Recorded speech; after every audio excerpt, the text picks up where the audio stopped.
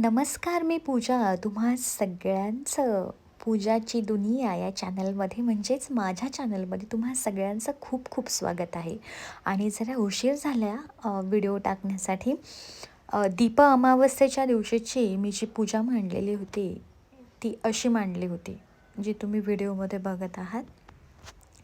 छान सगळे जेवढे दिवे होते घरामध्ये ते स्वच्छ करून आणि त्यांचं पूजन करून त्यांच्यामध्ये तेल वात घालून छान प्रकारे दीप प्रज्वलित केले हे सगळे असे. आणि तुम्ही बघू शकता किती प्रसन्न असं वातावरण वाटत आहे. आणि अशी पूजा मांडल्यानंतर माझे काही पार्सल उघडायचे बाकी होते, त्यामुळे मी एक पार्सल त्याच्यामधलं ओपन केलं. आणि हे जे मी मागवलं ना ते फार महत्त्वाचं आहे. म्हणजे आपण पूजेच्या दिवशी दिवाळी म्हणा किंवा कुठलीही जी आपण पूजा करतो त्याच्यामध्ये निरंजनी लावतो किंवा मातीचे दिवे लावतो.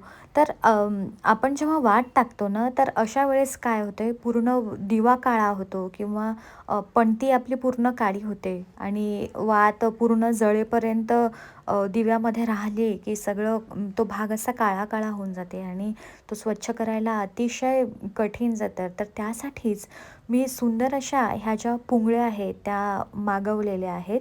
आणि बघा किती फरक पडतो की निरंजनीमध्ये मी ती ठेवली आणि एक छोटा दिवा पण घेतला साईडला. म्हटलं आपण दोन्ही दिव्यांमध्ये लावून बघू. आणि जेव्हा निरंजनीमध्ये ठेवला मी त्यानंतर त्या पुंगळीमध्ये मी वात टाकली. त्याच्यामध्ये थोडंसं तेल टाकलं.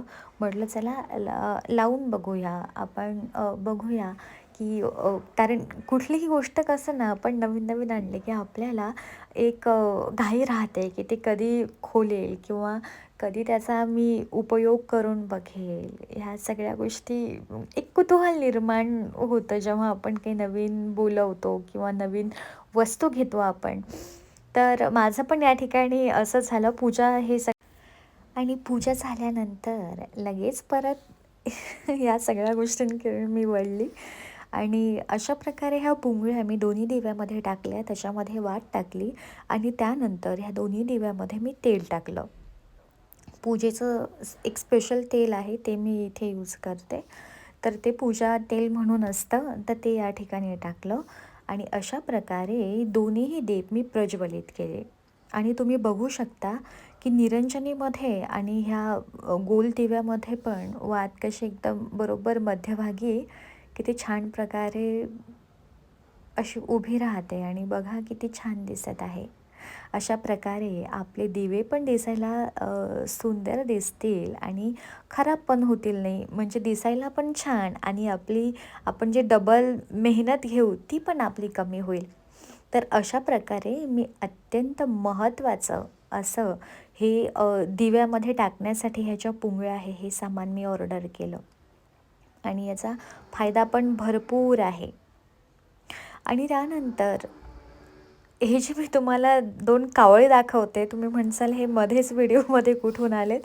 तर माझ्या घरी ना 8 दिवसापासनं एक कावळा यायचा आधी आणि एवढ्या जोरात तो काव करायचा.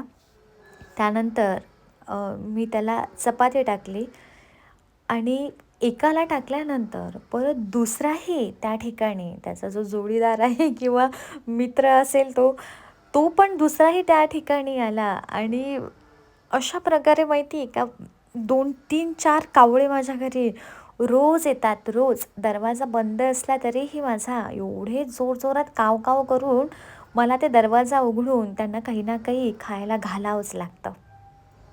आणि अशा प्रकारे ही जी मेजवानी आहे ही माझ्या घरी दररोज असते. आणि हिंदू धर्मामध्ये आपण या कावळ्यांना आपले जे पित्र आहेत आपण त्यांच्याशी यांना रिलेट करतो. त्यामुळे असं म्हणतात की कावळ्यासाठी नैवेद्य आणि गाईसाठी नैवेद्य हा आपल्या घरात असलाच पाहिजे. आणि माझं असं आहे की या कावळ्यांसाठी मी नेहमी काही ना काही एक्स्ट्रा करूनच ठेवते. आणि अशा प्रकारे होता माझा आजचा दिवस. माझ्या चॅनलला आवडल्यास लाईक करा, शेअर करा, सबस्क्राईब करा. तोपर्यंत नमस्कार.